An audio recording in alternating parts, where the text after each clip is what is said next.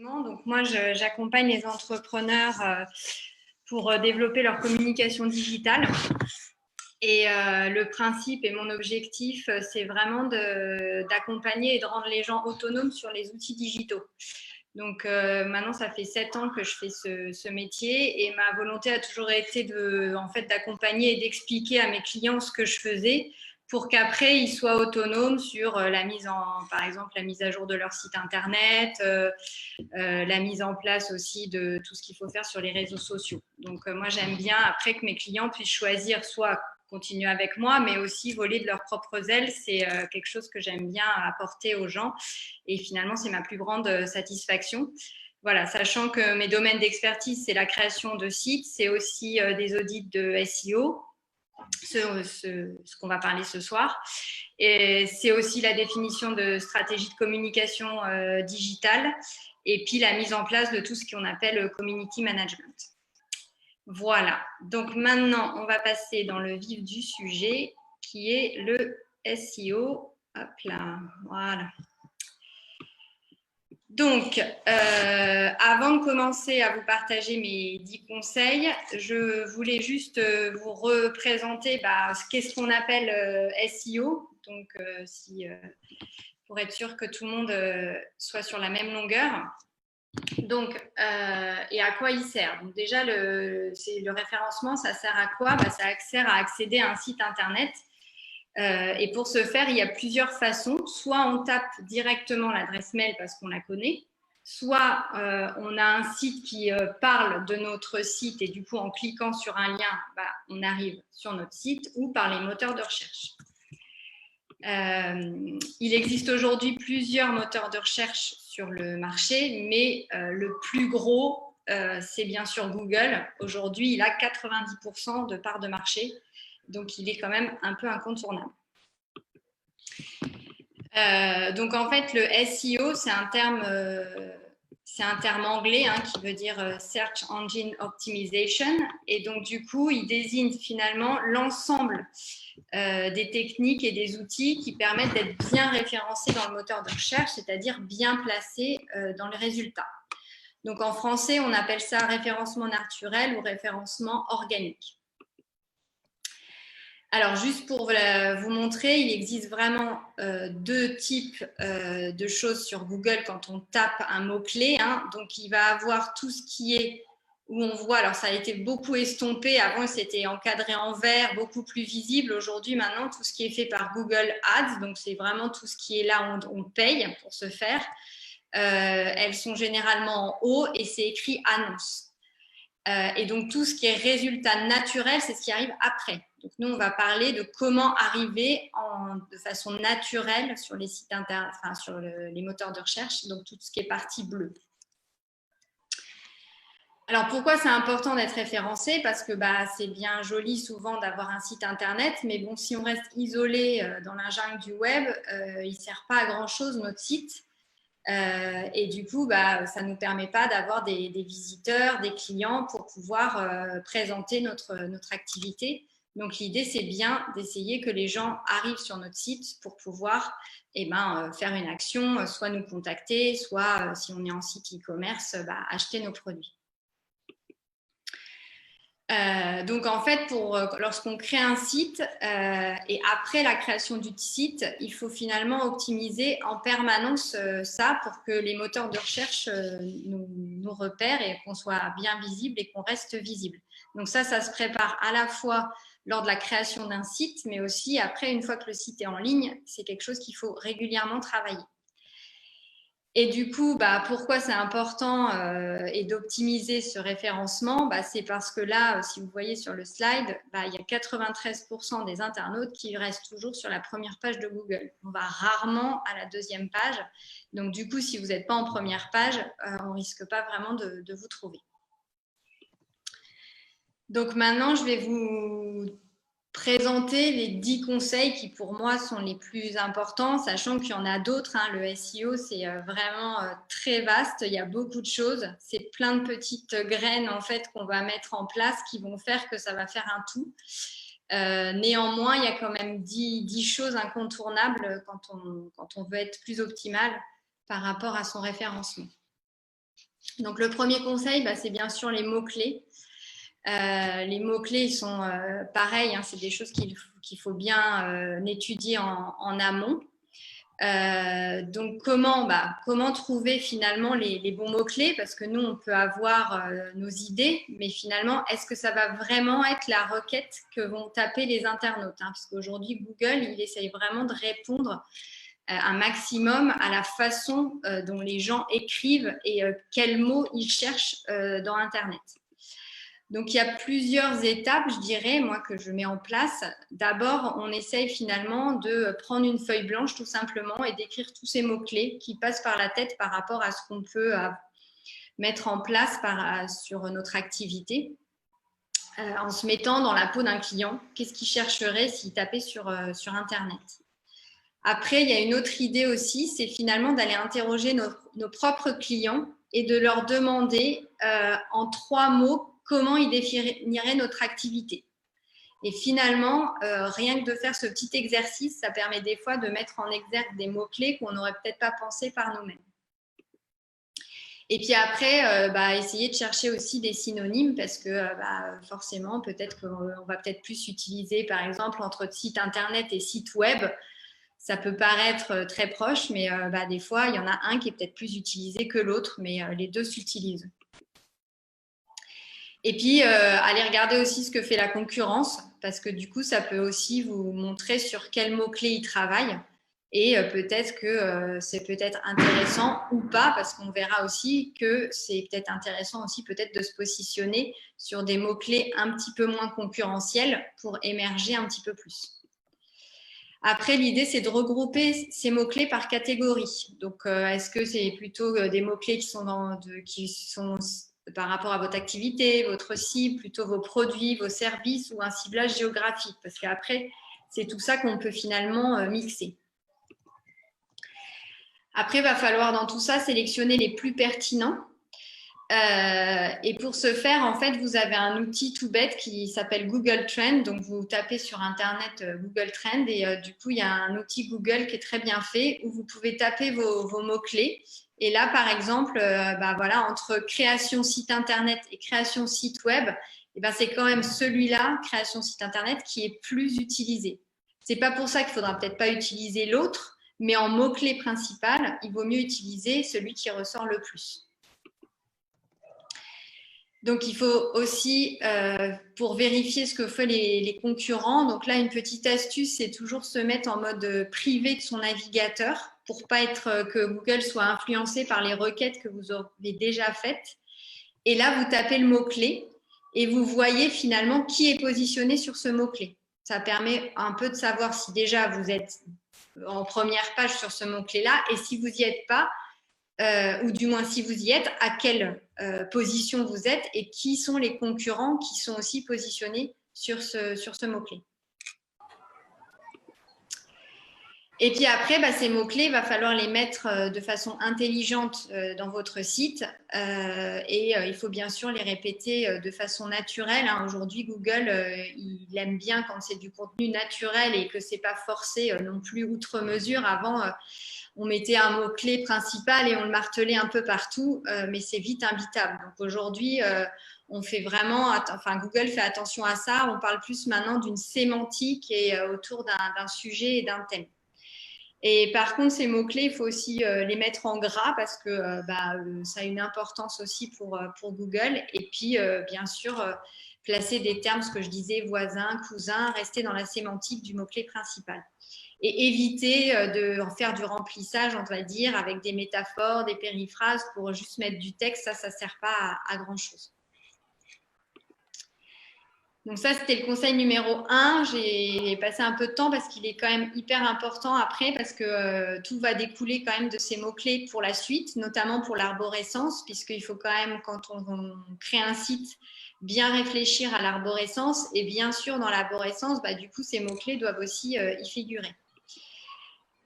Donc l'arborescence, c'est après, à partir de la page d'accueil, de l'accueil, où est-ce que je vais et puis après, on a le menu de premier niveau et puis après, on a les sous-niveaux. Donc on peut en avoir 2, 3, sachant que À l'heure actuelle, on en a quand même de moins en moins parce que comme maintenant on est très navigation sur mobile, les menus sur mobile sont moins visibles, notamment quand il y a trop de sous-menus, enfin, les gens n'y vont pas. Donc ça ne sert à rien d'en avoir trop en dessous.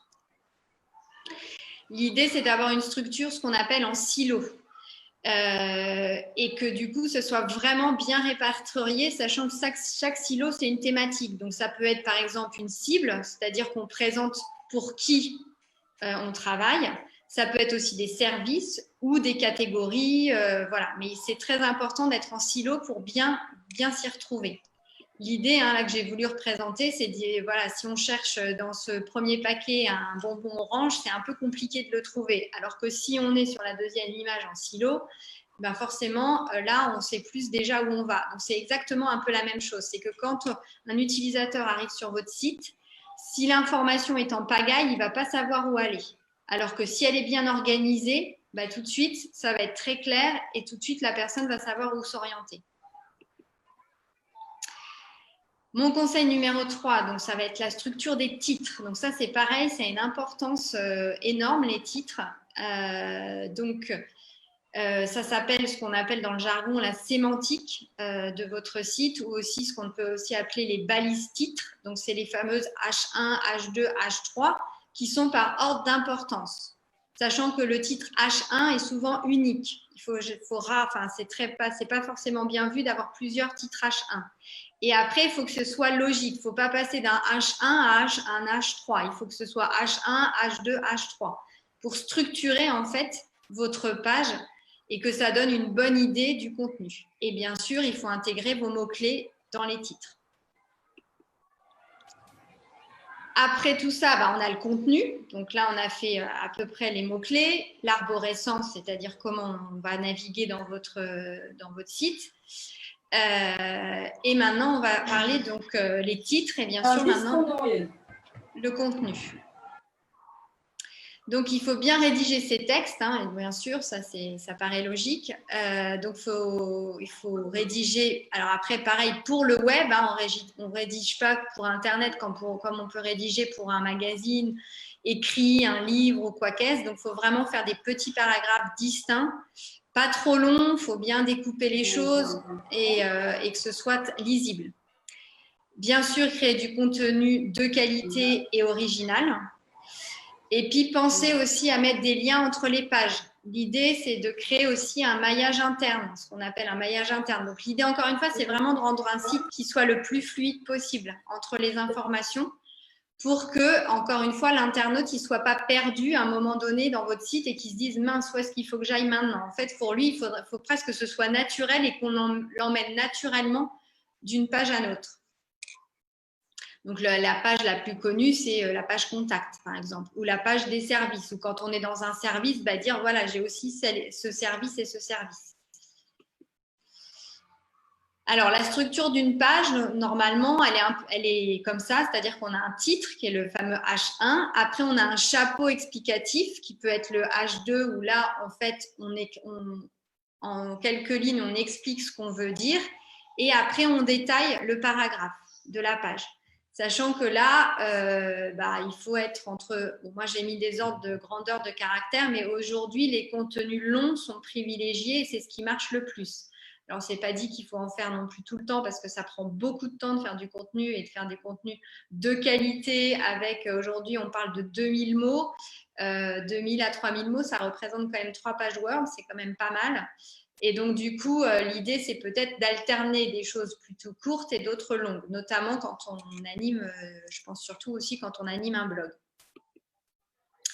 Donc là, je voulais vous montrer une autre présentation d'une page pour synthétiser un peu tout ce que je viens de dire.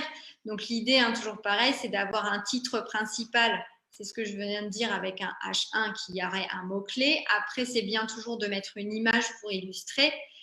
Et puis après, on a des titres secondaires qui sont en H2. Et puis après, on a notre titre, notre paragraphe dans lesquels on peut retrouver des liens aussi vers d'autres pages, etc. Là, c'était un autre exemple aussi que je voulais vous montrer, dans le sens, il faut savoir qu'un titre, il est lu 5 fois plus que le corps d'un article. Donc, il vaut mieux, dès le début, avoir aussi choisi un bon titre accrocheur pour que les gens continuent à lire l'article.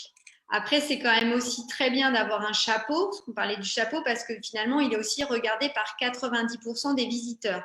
Si le chapeau plaît, la personne continue à lire. Si finalement le chapeau, la personne se dit, bon, ça, le contenu ne m'intéresse pas, il va sortir.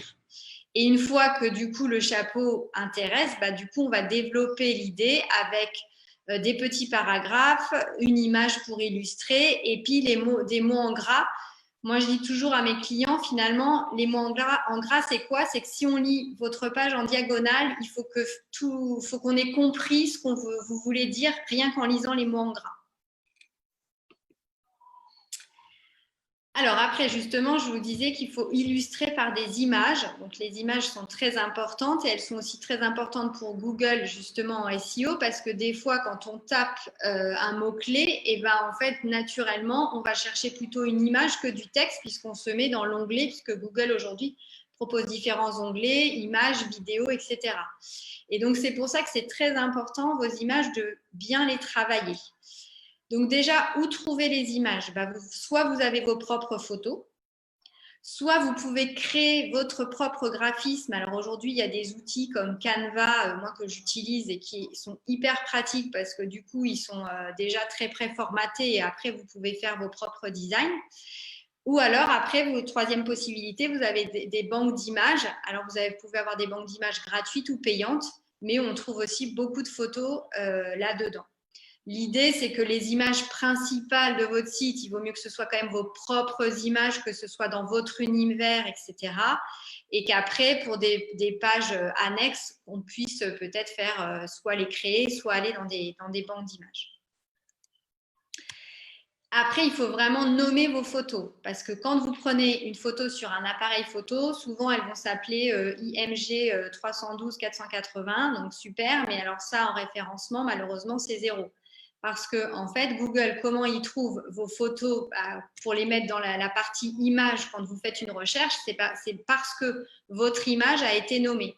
Donc toujours pareil, nommez vos images avec un mot-clé. Alors par contre, il ne faut pas mettre d'accent ni de virgule, il ne faut pas mettre de caractères spéciaux. Et la dernière chose, c'est d'optimiser le poids des images, parce que toujours pareil, quand on prend une image avec un appareil photo, elle va être très lourde. En général, elle a une taille moyenne de 2000 pixels. Et le poids est en méga et en fait ça sert à rien pour un site et en fait ça va pénaliser votre temps de chargement qui est aussi pris en compte par Google pour mettre en avant votre site. Si votre site est trop lourd à charger, vous allez être pénalisé et qu'en fait sur un site internet une image qui fait entre 1000 et 500 pixels ça suffit et même en termes de résolution en fait, au bout d'un moment, à l'écran, la résolution, si elle est lourde, ça ne sert à rien parce qu'elle n'est pas vue sur un écran. Et du coup, le fait de baisser le poids des images, du coup, ça va permettre à votre site de ne pas perdre lorsqu'il va être chargé. Après, quand vous faites vos pages, c'est très important de bien décrire aussi ce qu'on appelle les métadescriptions. Donc, les métadescriptions, c'est quoi? C'est ce que vous voyez quand vous faites une recherche avant d'accéder au site Internet. En fait, il va vous mettre un titre et puis un petit descriptif en bas. Donc ça, quand vous faites votre site, vous pouvez, grâce à des plugins, avoir la main sur cette métadescription. Et ça, c'est très important de bien les écrire et qu'elles soient faites pour chacune de vos pages et chacune de vos articles. Donc, l'idée, c'est de mettre une ou deux phrases bien construites avec de la ponctuation. Le maximum, c'est 160 caractères. L'idée ici, c'est pas faire une liste de mots-clés. C'est vraiment de rapidement dire ce que vous faites. Et puis, bien sûr aussi, ça peut être incité en haut-clic avec des verbes d'action, des choses comme ça. Un autre conseil aussi très important, c'est la sécurité de votre site.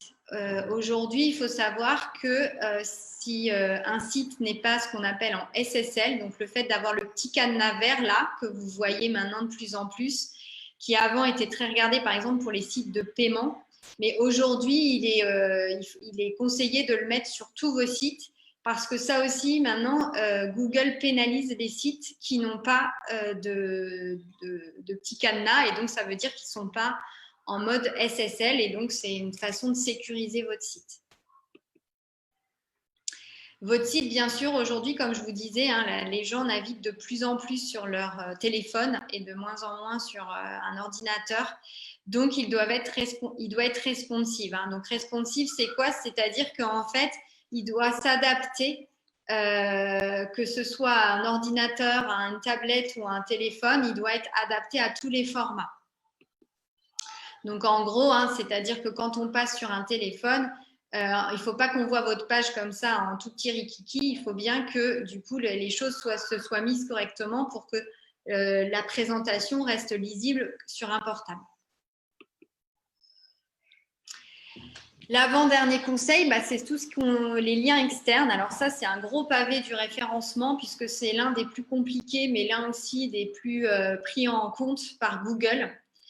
Ces liens externes, c'est ce qu'on appelle aussi dans le jargon les backlinks. En fait, on peut les comparer à la popularité. Donc finalement, qu'est-ce qu'on appelle popularité sur un site internet? C'est l'ensemble, c'est quand en fait tous les gens vont parler de vous alors qu'on ne vous connaît pas. C'est-à-dire que c'est tous les liens qu'on va faire sur votre site qui vont permettre d'arriver sur votre site. Et l'idée, c'est qu'à terme, on puisse, que des gens qui ne vous connaissent pas référencent votre site et citent votre site. Et donc ça, du coup, vous allez gagner en popularité. Donc, comme je disais, hein, c'est le plus difficile en termes d'acquisition. Ça, c'est un travail de longue haleine parce qu'il faut aussi que ces liens soient de qualité. Il ne faut pas faire du lien pour du lien non plus. Alors ça, c'est pareil. Vous verrez qu'il y a des gens qui peuvent vous dire on va acheter des liens, etc. Mais ça, c'est jamais bon. Et il vaut mieux les faire petit à petit et que ce soit des liens de qualité que de vouloir aller trop vite. Donc, c'est quoi les critères par rapport à ça? Google, il va voir le volume de liens, c'est-à-dire combien de liens externes pointent sur votre site, d'où ils proviennent aussi. Donc, il y a aussi une importance dans quel domaine on parle de vous. Et plus le domaine est proche de ce que vous faites, plus ça a une importance. Plus le poids est bien. Ça veut dire qu'en gros, vous devenez un expert dans votre domaine et que les autres vous référencent. L'emplacement, bien sûr, du lien. Le lien n'a pas le même poids si vous êtes sur une page d'accueil du Monde, par exemple, que sur un article au fin fond d'un blog. Et après, il y a aussi ce qui est important, ce qu'on appelle l'encre du lien. L'encre du lien, c'est le texte sur lequel on va cliquer sur le lien. Et donc ça, c'est bien de ne pas mettre www.mousecoach.com. En fait, il faut mettre soit le nom du produit, soit le nom de la marque. Donc, c'est mieux de marquer Mouse Coach. Et sur le texte Mouse Coach, on met un lien vers mon site, par exemple. Et donc, du coup, après, il doit être lié, bien sûr, à votre site. Et mon dernier conseil, ça va être la fraîcheur. Comme aujourd'hui, il fait chaud, ça tombe bien. Donc, Google, il prend beaucoup d'importance si votre site est mis à jour. Donc, comment, en fait, vous pouvez mettre à jour votre site? Forcément, le plus connu, on va dire, c'est votre blog. Donc, là, à travers des articles que vous faites bien sûr, qui amènent de la valeur ajoutée, qui répond à des questions de vos cibles, etc.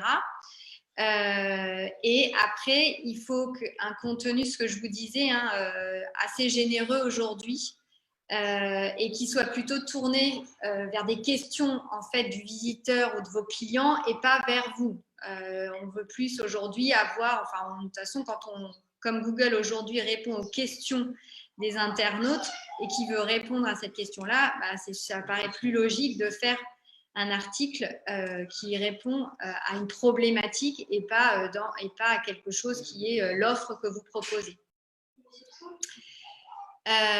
Et bien sûr, il faut s'exprimer en fonction de votre cible en adoptant un langage de visiteur que le visiteur comprend. ajouter bien sûr des images, des vidéos pour illustrer vos articles, mais ça c'est vrai aussi pour vos pages. Après, vous avez d'autres idées pour animer votre site internet. Moi, souvent, quand je fais des sites, on me dit oh là là, mais un blog, ça prend du temps, j'ai pas d'idées, etc. Et c'est vrai qu'un blog, ça prend du temps. Mais après, selon l'activité qu'on fait, le site peut être animé par d'autres choses. Par exemple, des conférences, des ateliers, mais aussi, pourquoi pas, ajouter des témoignages et des interviews de vos clients. Tout ça, ça permet en fait d'animer votre site et de le mettre à jour régulièrement. Voilà, j'en ai fini.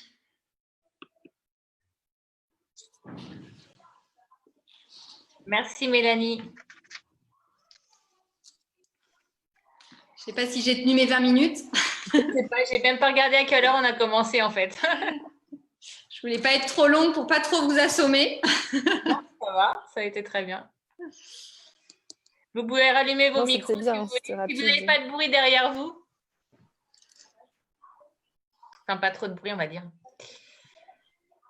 Donc, on avait déjà une question de Nadège, mais plusieurs personnes, en fait, se la posaient, qui était par rapport au site en plusieurs langues, en fait. Comment ça fonctionne avec le référencement? Un site en plusieurs langues, ça veut dire qu'il faut faire comme si on faisait finalement 3 sites. C'est-à-dire que tout est démultiplié, en fait, que du coup, toutes vos pages sont en 3 langues et que les métadescriptions sont en 3 langues, donc du coup, et les mots-clés sont en 3 langues. Pour pouvoir répondre, toujours pareil, aux questions et à l'internaute en fonction de la langue qui va taper. Donc ça, c'est les sites en multilingue, c'est du boulot.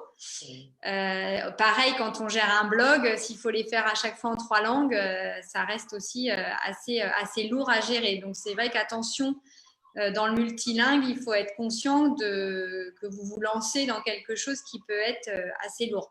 Après, moi, par exemple, mon site est en 3 langues, mais mon blog, il est qu'en français. J'ai pas mis de blog dans les autres langues. Alors, on peut le faire dans un deuxième temps. Donc, du coup, par rapport à ça, c'est pas vraiment du référencement, mais moi, mon site, il est en anglais. Là, je vais le faire aussi en français. Et mon blog, je le fais dans les 2 langues. Donc, du coup, je sous-titre quand c'est en français ou je sous-titre quand c'est en anglais pour que si les personnes veulent, pour tout ce qui est vidéo. Après, tout ce qui est texte, en fait, ils peuvent utiliser Google Translate.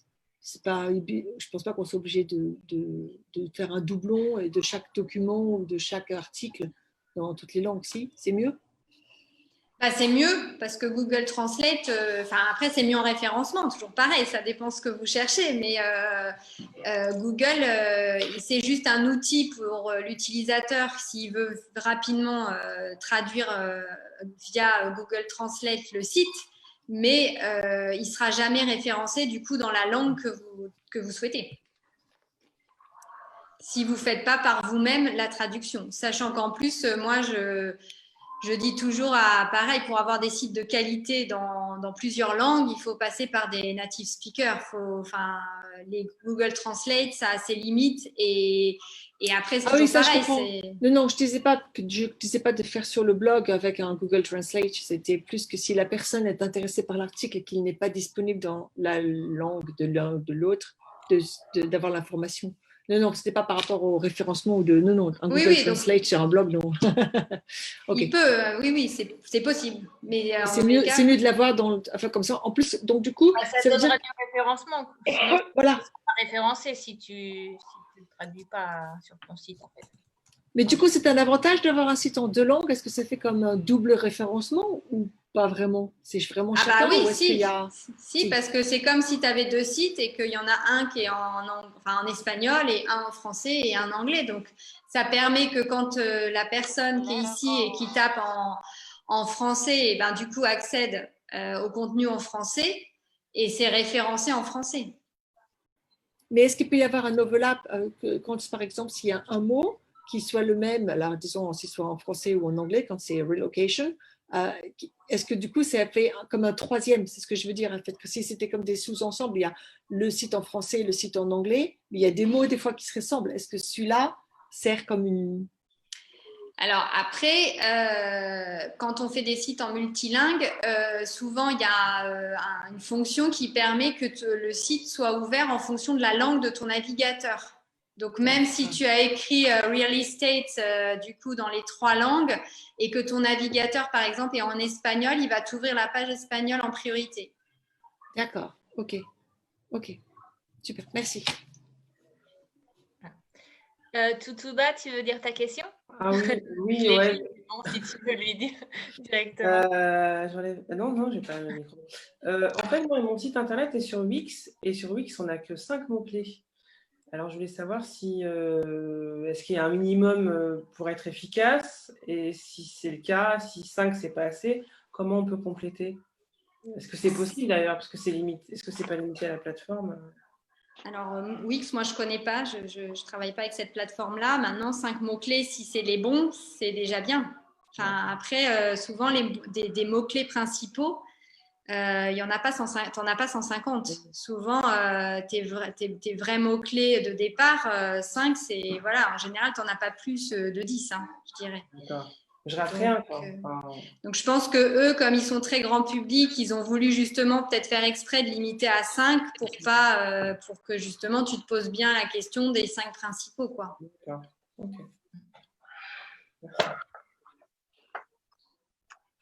Une question de Karine aussi. Karine, oui. Oui, bonsoir tout le monde. C'était Mélanie pour voir comment tu as évoqué le cadenas et la sécurité sur les sites internet. Donc, je me demandais comment ça se passait, ça, pour vérifier si c'est bien sur nos sites, et 2, est-ce que c'est quelque chose qu'on peut mettre en place nous, ou c'est avec des pros comme toi pour le faire? Alors, tu peux rapidement le vérifier parce que du coup, tu vois, en fait, quand tu as le cadenas, tu passes de HTTP à HTTPS. Donc, du coup, tu le vois, tu peux rapidement voir si ton URL a changé. Après, pour le passer, en général, ça se fait chez ton hébergeur. Donc, après, des hébergeurs, il en existe plein. Donc, ça dépend chez qui tu es hébergé. Et normalement, chaque hébergeur a une façon de faire qui est différente, mais tu peux le mettre en place toi-même. Mais après, oui, ça reste quand même un aspect un peu technique parce que du coup, après, il faut voir si sur ton site tout se passe bien parce que tu peux avoir des petits bugs après avoir fait cette manip. Donc là, après, c'est... Faudrait que tu me donnes plus d'infos sur ton hébergeur et après sur où est hébergé ton site. Enfin, et sur quoi est fait ton site aussi.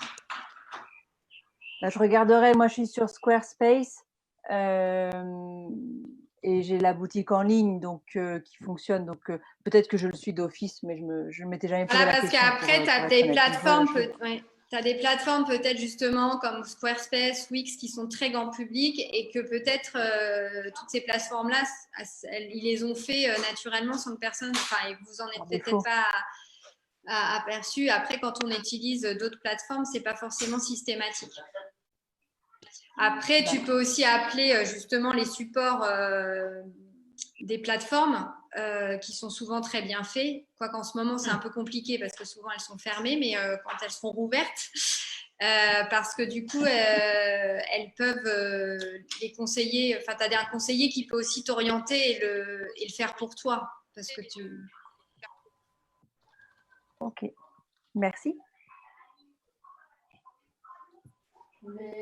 Des questions? Est-ce qu'il y a d'autres petites questions? Oui. Moi, j'ai une petite question. Ah oui, vas-y. Oui, on t'entend. Allez, Anne. C'est moi? Oui. Vas-y. Ok. Ouais, j'étais sur le premier paragraphe sur les mots-clés selon Google.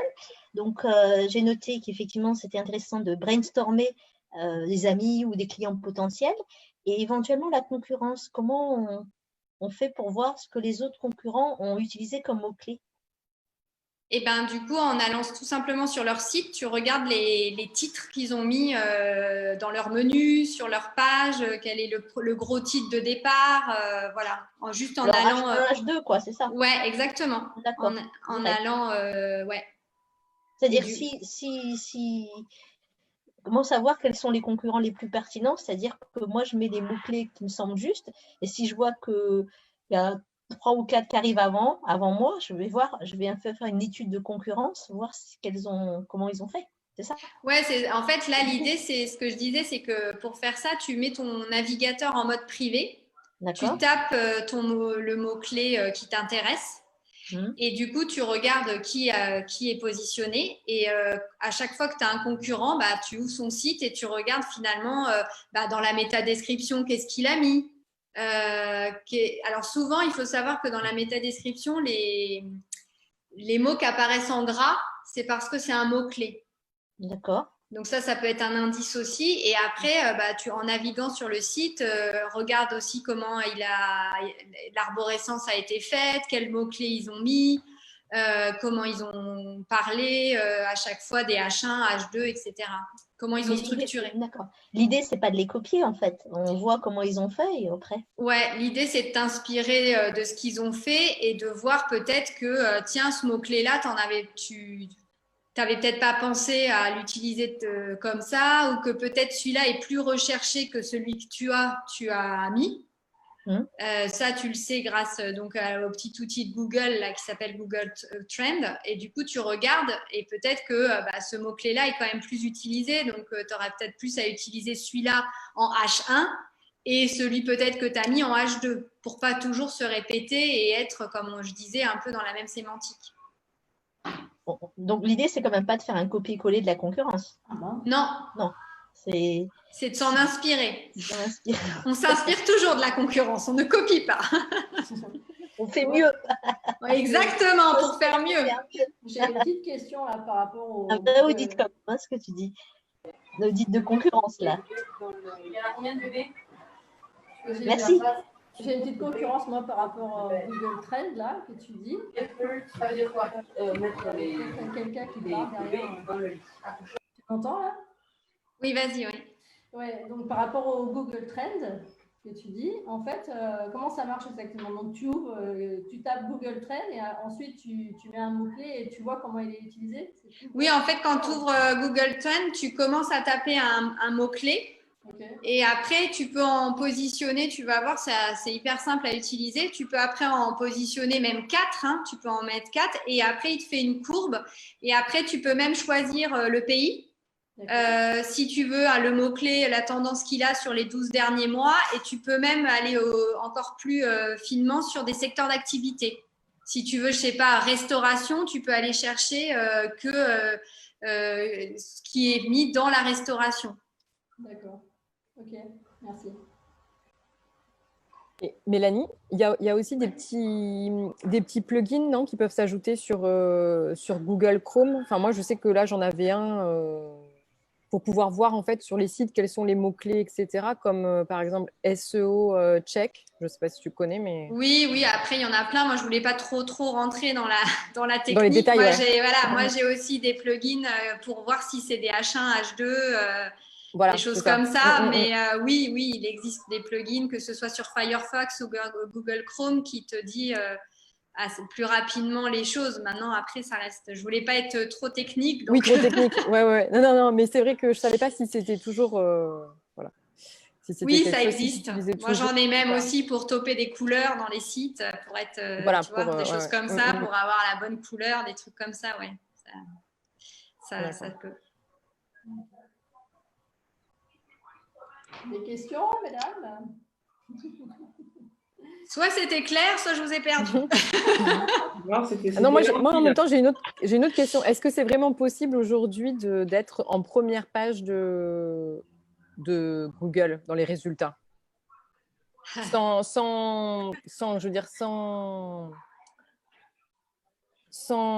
publicité payante? Sans argent, quoi. Alors, c'est compliqué sur un secteur, sur un secteur qui est concurrentiel. De ta concurrence. Ouais, c'est ça. Mais quand il y a beaucoup de concurrence, est-ce que vraiment c'est possible, en fait?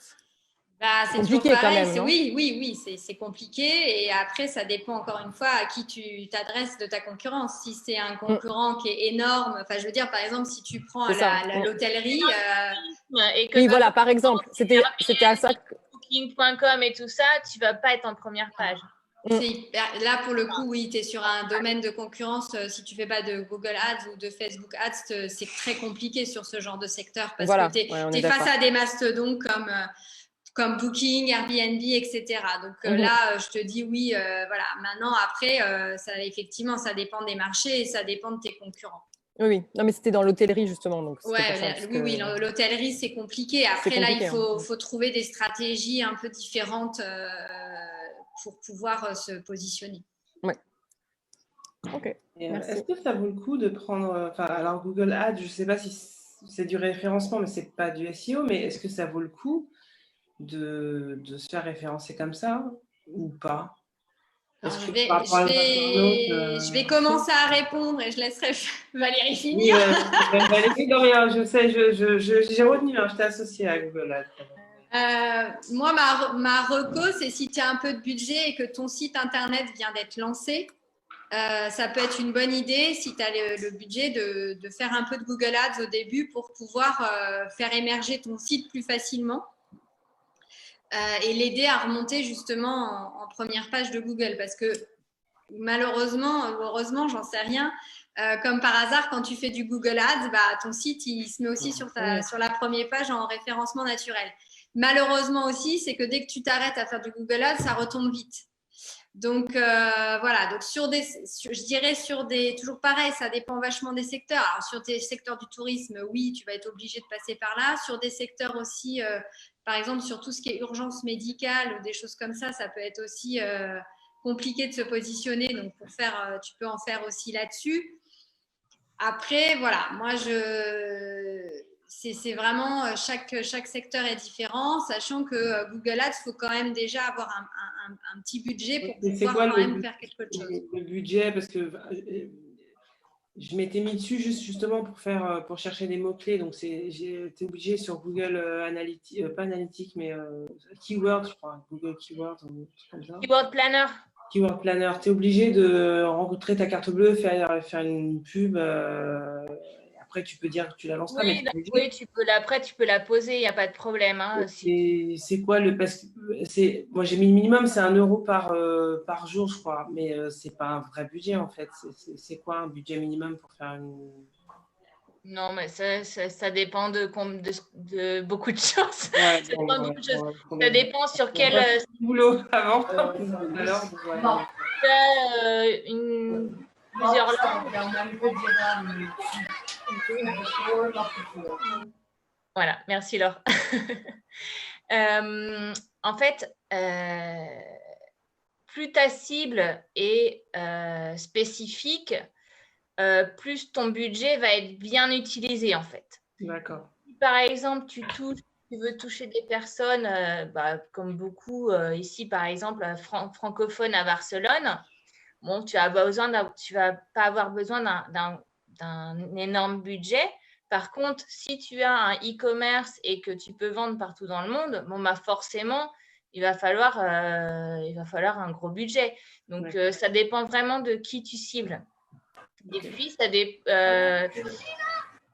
tu peux investir en fait vraiment le montant que tu veux, mais c'est vrai que c'est pas avec 1 euro par jour que tu vas avoir des résultats. Aussi, fais attention si tu fais des campagnes, fais bien attention de savoir comment mesurer les résultats. Ouais, non, ok. Connecte bien si par exemple ton objectif c'est recevoir des formulaires de contact, d'avoir des contacts, fais attention que ce soit bien enregistré. Quand tu reçois un contact, que dans Google Analytics, ce formulaire de contact que tu as reçu est bien tagué comme venant Google Ads. Comme ça, tu sauras que ça vient de là-bas. Okay. En fait, tu as une liste de sources, de par où vient l'internaute.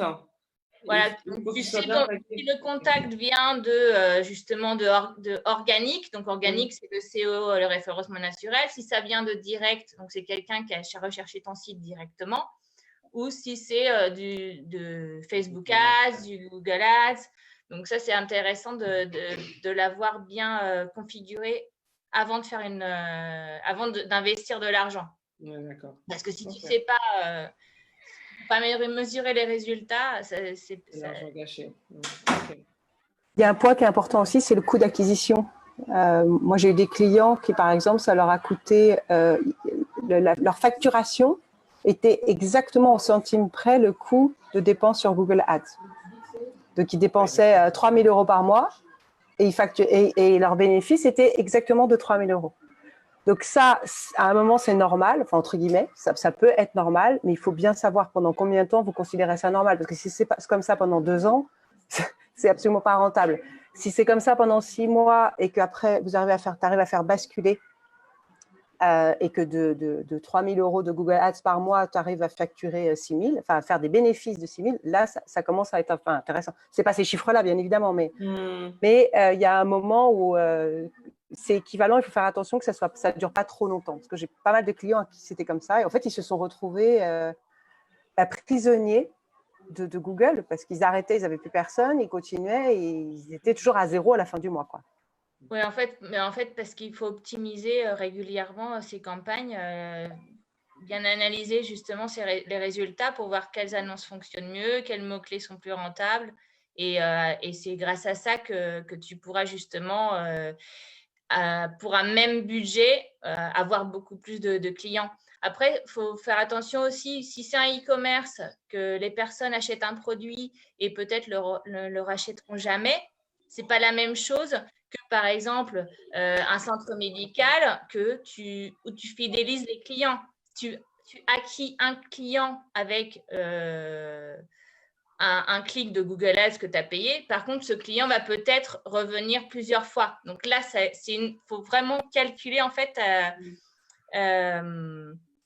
comme ça la rentabilité. Parce que peut-être que la premier rendez-vous, il va te mettre dedans parce que tu as payé du Google Ads, tu as payé 50 €, puis ça t'a donné un client. Par contre, le client va revenir plusieurs fois et va payer peut-être 100 € la deuxième fois. Donc, c'est ça qu'il faut calculer aussi. Puis là, on repointe encore quelque chose, c'est vraiment que quand on fait ça, il faut avoir derrière une vraie stratégie et savoir, comme disait Valérie, tes objectifs, quoi. Parce que souvent, on dit, allez, tiens, je vais me faire une petite Google Ads ou un petit Facebook Ad, mais c'est juste, tiens, je vais essayer. Non, enfin, après, il faut vraiment savoir quels sont les objectifs, quelle est la stratégie, enfin, quels sont les objectifs pour avoir une vraie stratégie derrière et mettre en place tous les outils nécessaires.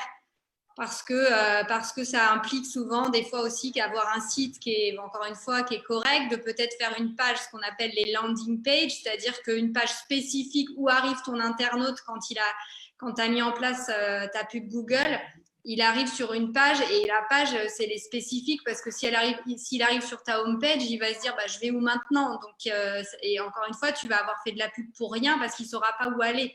Donc, il faut vraiment refaire le parcours client pour pas perdre ton client aussi en cours de route et bien avoir en fait réfléchi à tout ça. Et souvent, malheureusement, ça pêche à ce niveau-là aussi. Ouais, ça c'est vrai. Et d'ailleurs, c'est comme le référencement naturel, c'est important d'avoir les mots-clés dans la landing page parce que justement tes annonces, tes campagnes, la qualité va être meilleure et du coup, ton clic va te coûter moins cher si tu as une meilleure qualité. Et la qualité, ça dépend justement une partie des mots-clés que tu as dans la landing page. Même de la vitesse de ton site, de plein d'autres choses. Donc, ça rejoint là justement le SEO, quoi. C'est compliqué, hein. Mais non. Okay. J'ai une question. Non, pardon. D'ailleurs, j'ai aussi une remarque pour toi, Toutouba, donc tant que j'y suis, parce que j'avais créé, on se connaît pas. Okay. Oui, non, j'avais créé il y a quelques années ça, un site Wix par simple curiosité pour voir comment ça fonctionnait. Ouais. Et par rapport à ta toute première question pour les mots-clés, il me semble qu'en fait, Wix, la façon dont ils utilisent leurs mots-clés et leurs limites de mots-clés, c'est seulement par rapport à l'architecture de ton site. Donc, par exemple, pour les mots-clés qui vont être dans les menus, c'est là où tu vas avoir une limite de 5. En revanche, tu n'as aucune limite sur tes mots-clés dans ton contenu organique. Donc, par exemple, sur ta page d'accueil ou sur tes pages de blog, tu n'auras pas de limite de mots-clés. Donc, c'est là où, du coup, toi, tu peux ajouter plus de mots-clés. Ah, je pensais, dans ma tête, je me disais, si tu tapes pas les mots-clés dans l'espace mots-clés, comment dire, c'est que ces mots-là qui vont être des mots-clés. Non, en fait, chez Wix, c'est les mots de l'architecture qui sont les 5. D'accord. Après, dans ton 10 pages avec 10 mots-clés dans les titres, ça fera 10 mots-clés. C'est ça que tu veux dire? Après, c'est pas très pertinent, si je peux me permettre, de mettre toute une série de mots-clés. Hein. Il vaut mieux mettre un mot-clé pertinent qu'en vouloir être positionné sur tous les mots-clés. Oui. Mais finalement, un mot-clé, c'est le mot qui va se retrouver sur notre site. Ce n'est pas forcément le mot qu'on prédéfinit. Je ne sais pas si je suis claire, parce que tout le monde n'a peut-être pas Wix, ça marche peut-être pas comme ça dans les autres sites. En fait, ils nous demandent de déclarer des mots-clés dans la rubrique SEO. Mais ce que je comprends, c'est que ce que dit Hélène, c'est que si dans mes pages, moi je décide qu'il y a d'autres mots qui sont récurrents et que c'est ça mes mots-clés, un internaute, s'il tape ces mots-là, il peut tomber sur ma page. Si je me souviens bien, dans Wix, en fait, il demande 5 mots-clés pour le site en entier. D'accord. Donc, ça, c'est les mots-clés qu'on lui donne. Mais après, sur chaque page, en fait, on peut refaire un référencement maintenant, en tout cas sur Wix, de chaque page, en fait. Et sur chaque page, tu peux mettre ton titre, ta métadescription, etc., etc. Donc, après, il faut faire le référencement par page. Mais comme a dit Mélanie, en fait, ça ne sert à rien de mettre 10 000 mots-clés sans… Voilà. Sans logique. Faut mieux que ce soit limité et très précis pour justement pouvoir toucher les personnes, et que le référencement fonctionne. Merci, c'est un super truc là. Et du coup, j'avais une question quand même aussi pour Mélanie, c'est ça? Oui. En fait, au niveau des backlinks, c'est assez facile facile. C'est plus facile, je dirais, pour des grosses marques. Par contre, pour les petites entreprises ou des gens qui viennent de commencer, quelles sont, toi, en ces 7 ans de travailler en SEO, tes stratégies, je dirais, préférées, puisqu'il y en a plein, mais celles que tu as trouvées le plus efficaces, en tout cas, pour accompagner les petites entreprises, pour justement essayer d'avoir des backlinks? Alors moi, celle que je préfère et que je fais souvent, c'est en fait faire des publis dans d'autres magazines. Moi, je prends ma petite histoire personnelle. Quand je suis arrivée ici, mon site, avant, j'habitais ailleurs. Donc, forcément, quand je suis arrivée là, il n'était pas du tout référencé sur Barcelone. Et du coup, j'ai fait un article dans Equinox. Et du coup, en fait, beaucoup de gens m'ont trouvé grâce à cet article. Et double intérêt, ça a permis à ce que mon site internet se référence du coup sur Barcelone. Et deuxième intérêt, c'est que du coup, en plus, quand tu fais des articles chez quelqu'un d'autre, du coup, ça donne encore plus confiance parce que c'est quelqu'un d'autre qui parle de toi. Donc, c'est moins froid que quand tu arrives sur une page d'accueil où tu présentes tes services, etc. Donc, moi, j'aime bien conseiller ça à mes clients, selon leur cible, d'aller voir en fait les médias sur lesquels ils peuvent faire des publi-reportages. Alors, bien sûr, c'est pas gratuit. On te fait croire que c'est tout gratuit, machin, ça ne l'est pas. Donc, voilà, mais des fois, ça vaut le coup d'investir un peu là-dedans. La deuxième chose que j'aime bien faire, c'est tout ce qu'on appelle les articles invités. Donc là, dans des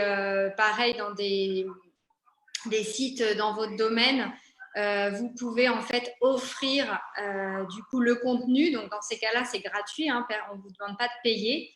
Et donc, du coup, vous intervenez en tant qu'expert et vous donnez du contenu. Et après, à la fin, vous mettez votre nom, le lien vers votre site, etc. Et ça aussi, ça a beaucoup de valeur. Donc, moi, aujourd'hui, c'est vraiment les 2 façons que je fais pour pouvoir, au début, quand on est petit, d'être un peu référencé à l'extérieur. Et puis, finalement, au fur et à mesure, le travail paye parce que… Même moi, ça fait 4 ans moi, que je suis à Barcelone et ça commence que maintenant à ce que des fois des gens me viennent via mes articles à me dire « Ah j'ai vu dans cet article-là, est-ce que vous pouvez aussi… » Parce que ça aussi, ça se fait. Par exemple, j'ai fait un article sur comment nommer les images où j'ai mis des liens externes et j'ai quelqu'un qui est venu, qui m'a écrit en disant « voilà, moi j'ai fait aussi un article sur… elle référence 100 banques d'images. » Et elle m'a demandé si je pouvais la référencer sur mon article. Et j'ai trouvé ça hyper pertinent parce qu'elle l'a fait très bien. Et du coup, je lui ai dit oui parce que ça correspondait pile à ce que j'expliquais et qu'aujourd'hui, on le voit aussi dans le référencement, il faut dans les articles mettre des liens externes. C'est aussi demandé entre guillemets par Google quand on fait par les algorithmes quand on fait les choses bien. Et donc ça aussi, alors c'est un travail minutieux, c'est pour ça que je dis c'est souvent un travail de longue haleine. Mais si vous voyez par exemple un article qui parle de quelque chose et que vous avez quelque chose qui pourrait répondre ou être complémentaire à l'article, et ben en fait, ne pas hésiter aussi à pourquoi pas demander un lien vers votre site, quoi. Ok, super, merci. D'ailleurs, j'en profite pour dire que je vais partager dans le chat 2 articles du blog de Mélanie qui parlent justement du référencement, un peu de ce qu'elle a dit dans la présentation. Et donc, comment insérer une image en fait dans son site, non? C'est ça, Mélanie, l'autre article? L'autre, c'est pour les images, justement, ce que je disais sur les images. Comment les nommer, comment créer, où les trouver, etc. Ça reprend en fait un peu cette partie-là que j'ai expliquée dans la présentation. Mais c'est beaucoup plus du coup détaillé. Pour les trouver, c'est avec moi. Pour les photographes, c'est Cathy. Donc, la solution 1, c'est Cathy. La 2, moi, ma préférence, c'est Canva, mais il y en a d'autres. Et la 3, les images libres de droit, moi, j'aime beaucoup Pixabay. Et après, en payant, je vais sur Shutterstock. Voilà mes trios. Shutterstock, c'est bien. Voilà les gagnants, en fait, sur lesquels je travaille moi le plus. Mais après, bon, dans l'article, il y en a d'autres. Mais moi, c'est mes préférés. Après moi. Ah, toi, t'es en premier. T'es en top position. J'avais une question, j'ose la poser. C'est la différence entre une landing page et une home page. Alors, c'est vrai qu'il peut y avoir confusion dans les deux. Moi, j'appelle plutôt une landing page, justement, c'est que les landing pages, c'est toutes les pages sur lesquelles on retombe quand on fait justement de la pub sur Google Ads ou sur Facebook Ads. C'est la page comme son nom l'indique, d'atterrissage. Voilà, donc après, toute page peut être une landing page. La home page peut être une landing page, un produit peut être une landing page quand tu es en e-commerce. Tu vois ce que je veux dire? Donc, voilà.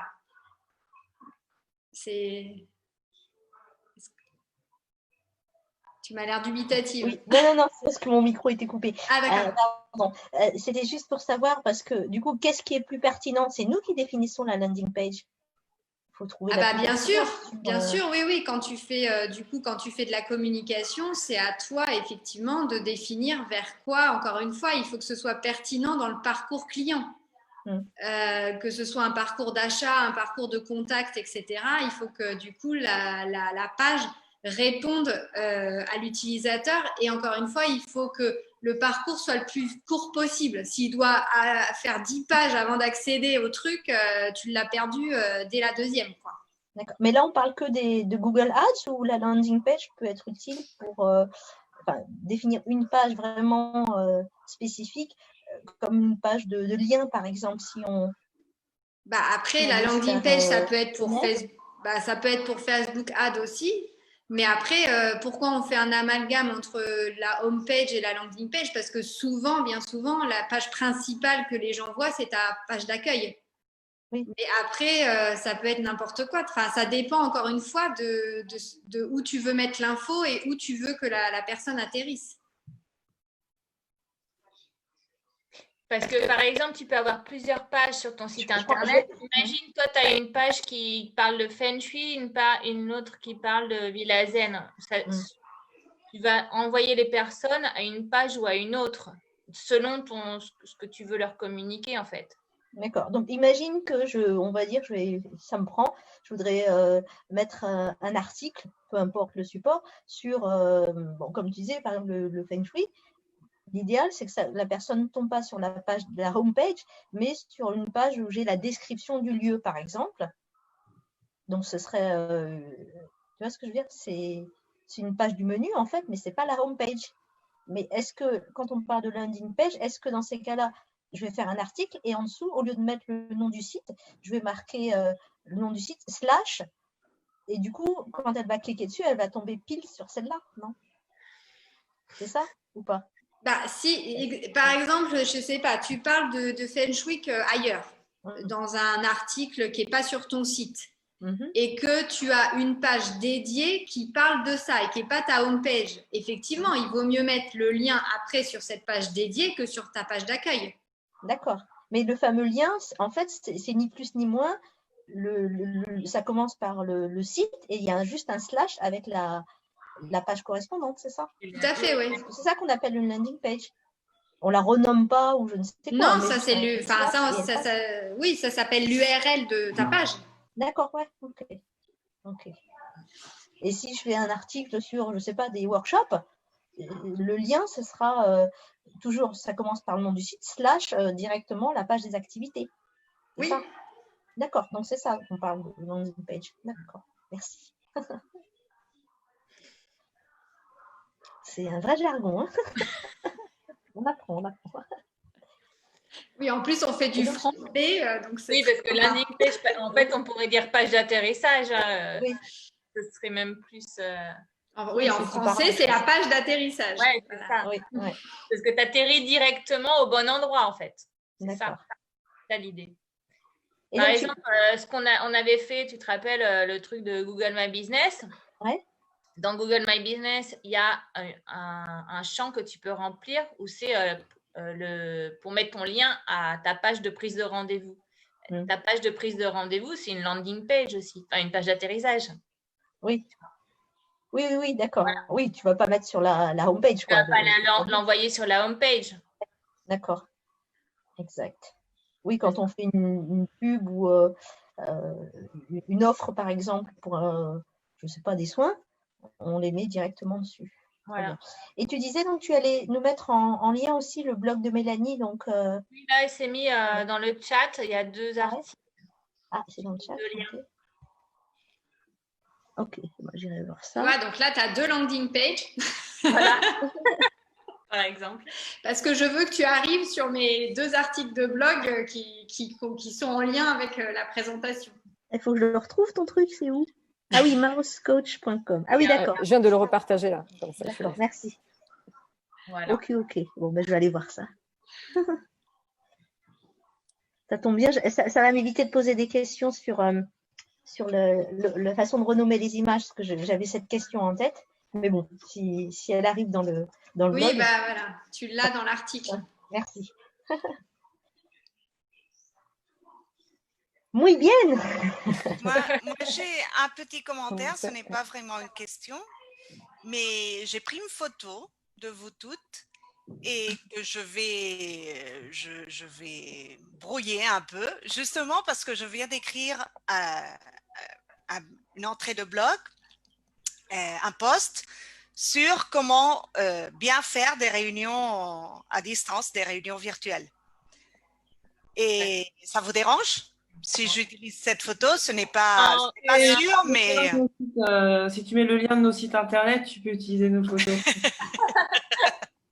D'accord. Ça fait beaucoup à se rappeler. Hein. Mais le lien au club des entrepreneuses. Hein. Voilà. D'accord. C'est celui-là qu'il faut mettre. Parfait. Merci.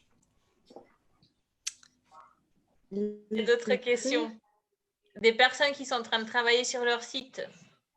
Marie, elle est perdue.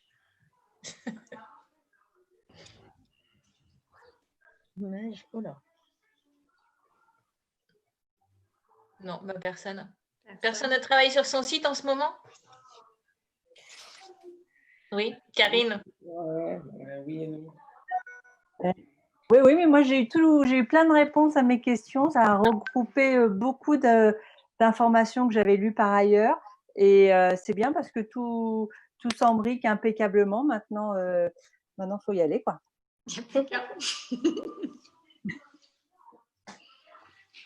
Ne rigole pas, Mélanie, je t'appelle après en off. Pas de problème. Bon, super. Voilà. Toutouba, tu avais quelque chose à ajouter? Tu as un site, toi, de toute façon? J'ai un site, mais j'ai vu l'or et du coup, j'ai envie de le jeter à la poubelle, mon site. Voilà. Non, mais parce que c'est vrai que c'est des. J'ai peut-être pas fait les choses dans le bon ordre. Donc, tu vois, j'ai fait une formation SEO en ligne, j'ai fait un site, etc. Et finalement, ce que je vois avec l'or, c'est que j'ai pas une stratégie bien claire, j'ai pas un discours bien clair. Donc, après, tout ça se ressent. Donc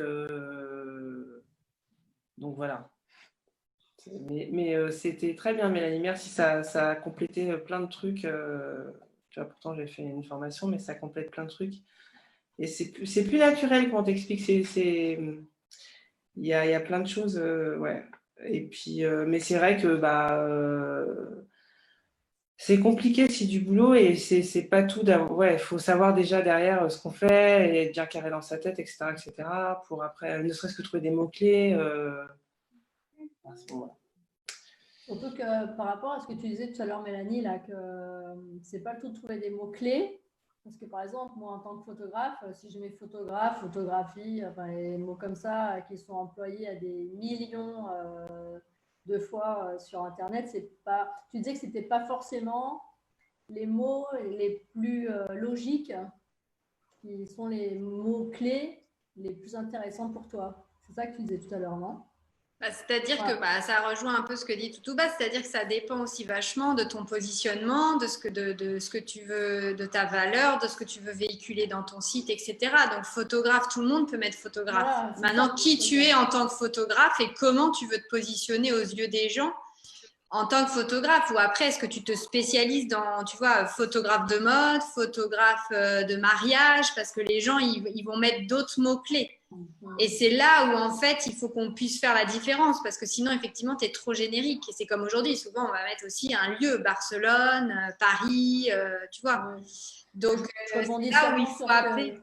Voilà, je rebondissais seulement sur ce que disait Toutouba, que ce n'est pas seulement mettre des mots-clés, comme tu expliquais avant, c'est chercher justement à additionner, comme tu dis, la ville, la spécialité, pas prendre des mots-clés trop génériques en fait. Il faut vraiment que ce soit hyper ciblé, non? Oui, exactement. Et après, mettre des mots-clés pour des mots-clés et faire une liste de mots-clés, il n'y a pas de pertinence. Il vaut mieux avoir un bon mot-clé. D'ailleurs, en général, une page, c'est un mot-clé principal. Et en fait, dans le SEO, en principe, tu dois renseigner un mot-clé.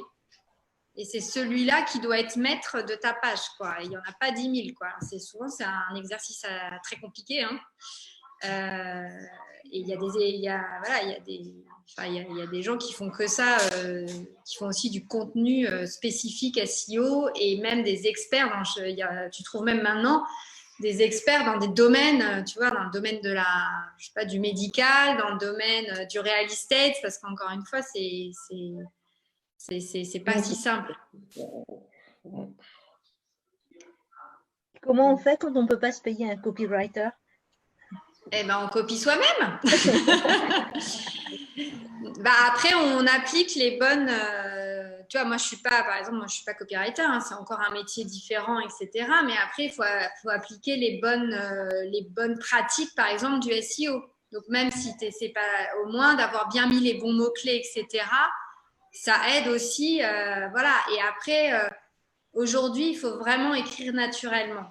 Donc, ça tombe bien, parce qu'en général, c'est quand même quand on écrit ce qu'on fait. Donc, voilà, un copywriter, il va avoir un œil peut-être un peu différent, des tournures de phrases un peu différentes, parce que c'est son métier. Souvent, c'est des journalistes d'ailleurs, mais après, on peut quand même le faire soi-même. C'est pas, voilà, c'est pas. Et le SEO, ça paraît vraiment une montagne comme ça, etc. Mais quand quand les objectifs sont clairs, qu'on a bien ce qu'on veut mettre, etc.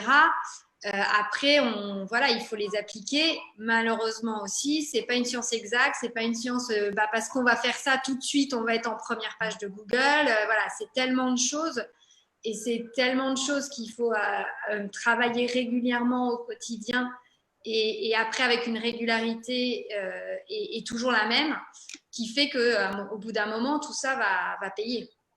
C'est la question que je vais te poser juste maintenant, justement. Est-ce que quand tu as fait ton site internet, est-ce que c'est important justement d'y revenir de temps en temps pour changer un paragraphe ou changer par exemple des photos, même si tu vois, même si on ne change pas tout, mais tu vois, de temps en temps. Oui, ça fait partie. Oui, ça fait partie de la mise à jour de ton site. Et puis après, toi aussi, tu bouges. Enfin, je veux dire, moi aujourd'hui, j'ai des services, tu vois, qui bougent un peu. Donc, j'ai envie finalement de remanier un peu la façon dont je veux le présenter. Donc oui, c'est sain de revenir. Hein. Après, c'est comme les réseaux sociaux. Tu vois, ton profil LinkedIn, c'est pareil. Je veux dire, tu bouges, ta vie bouge. On dit souvent que le résumé là, de ton profil LinkedIn, enfin, ça paraît sain des fois de tous les mois aller un peu voir ce que tu as mis, si ça correspond toujours à ce que tu fais ou si tu as fait des choses en plus et de les mettre en avant. Donc voilà, tout ça, c'est un travail effectivement minutieux aussi hein, qu'il faut faire régulièrement. Et c'est comme les réseaux sociaux. Les réseaux sociaux, bah, ça paye que si tu y es régulièrement, avec constance, avec voilà, toujours quelque chose qui a du sens, quoi. Très bien. Et toi, tu conseilles d'aller une fois par mois sur son site, deux fois par an, ou comment tu le fais toi, moi, c'est ce que je dis, il faut le mettre à jour, le site. C'est ce que je disais, la fraîcheur du contenu. Donc déjà, il faut essayer de faire au moins une fois par mois. Moi, par exemple, une fois par mois, je mets un article de blog. Ouais. Mais tu vois, j'ai fait une fois par mois parce que c'est impossible de faire plus. Déjà mettre un article une fois par mois, déjà c'est beaucoup. Voilà, donc après ça peut être un article 2 fois par mois, mais le mois d'avant, bah, je sais pas, tu changes une photo, tu mets un témoignage d'un client, parce que c'est toujours bien maintenant d'avoir dans les sites aussi un truc, les avis clients par exemple. Ça t'empêche pas d'avoir un petit avis client que tous les mois, un coup c'est... Après, ou alors, je sais pas, tu peux te dire, il y a un mois, c'est un avis client, il y a un autre mois, c'est vraiment un bel article, et ça, c'est pas, je sais pas, peut-être tous les 3 mois. Et puis, il y a un autre mois, bah, j'ai envie de changer une photo, enfin, surtout toi, vu que tu es dans ce domaine-là, implémenter des photos, tu vois, ça peut être intéressant de les changer et de faire des choses différentes pour montrer aussi que ton site, il vit, il bouge, parce que tu as des gens qui reviennent sur ton site. Donc, le fait qu'ils reviennent et qu'ils voient aussi des photos différentes que tu as pu faire, et ben c'est sympa et ça va peut-être aussi les inciter à revenir encore une fois à voir ce que tu as fait. Oui, parce que ça, finalement, c'est un petit peu nouveau, enfin, nouveau, entre guillemets, parce qu'avant, tu faisais un site et puis voilà, le site, il était fait et puis, tu vois ce que je veux dire, non? Avant, c'était quand même plus un peu comme ça, non? Ouais, bien que ça a toujours été un peu quand même dans l'air du temps de mettre ton site à jour. Maintenant, comme c'est de plus en plus compliqué et concurrentiel, justement, parce que tout le monde est sur le web, et c'est vrai que Google, il prend maintenant. Après, ça n'empêche pas que des fois, quand tu fais des recherches, moi, je sais pas vous, mais moi, je suis toujours attentif aux dates. Mais clairement. Et que des fois, tu as des trucs encore de 2012. Alors, moi, surtout dans les métiers qu'on fait, si tu veux, quand tu vois un truc de 2012, tu te dis, bon, bah, je vais peut-être pas y aller parce que ça bouge tellement, tu vois. Donc, il y a quand même du contenu qui reste, bien qu'il soit plus ancien. Ouais, en fait, maintenant, il faut réagir avec son site internet comme on réagit avec les réseaux sociaux, comme tu dis, quoi. Il faut y aller, il faut faire comme avec les réseaux. En fait, il faut prendre son site internet comme une sorte d'antenne aux réseaux sociaux. Oui, mais sachant que, attention, c'est ce que je dis toujours à mes clients, hein, l'idée c'est de ramener des gens vers les sites internet. Hein, c'est pas ton site internet qui va vers les réseaux sociaux. Hein. Ça, c'est malheureusement, on fait souvent l'inverse, mais voilà, un site, ça doit drainer du trafic et les réseaux sociaux sont un moyen de drainer du trafic sur ton site. D'accord. Donc, s'il n'est pas mis à jour, ton site, bah voilà, ça donne pas une image aussi de quelle. Ça donne pas une image positive pas positive, c'est pas ça que je voulais dire. Je voulais dire. Ça fait ringard. Pas actualisé, quoi. Pas actualisé, pas en mouvement, quoi. Quelqu'un qui est un peu sur place, quoi. Okay, très bien.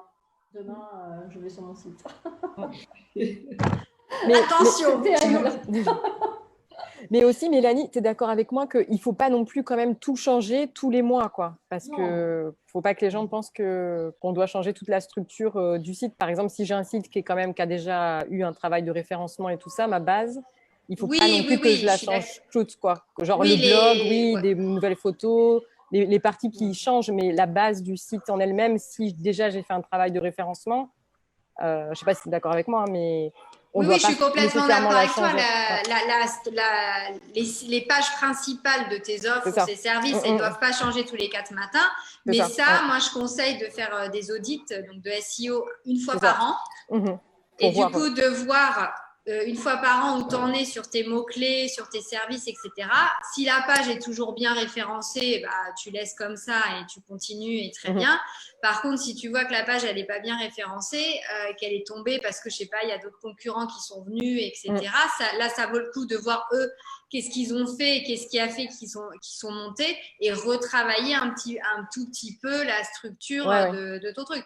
Après, oui, je disais juste de retravailler quand, je sais pas, tu as une offre de service qui évolue, par exemple. Qui est complètement, non. Mais parce qu'il y a certaines personnes qui pensent que justement, on doit changer toutes les pages, quoi. Donc, c'est pour ça que… tu as raison, c'est important de le préciser que c'est que les parties, on va dire, comme le blog, la galerie photo ou des choses… Les témoignages. Voilà, c'est actualisé, quoi. Actualisé. Après, le e-commerce, voilà. Et toi, Cathy, comme tu fais de la photo, rien ne t'empêche à travers ça d'avoir tout ce que tu fais pour le club des entrepreneuses. C'est-à-dire que régulièrement, tu mets des galeries à jour où tu vois, tu peux avoir une galerie aussi par, je sais pas, par catégorie mode, portrait, je dis n'importe quoi, et qu'après,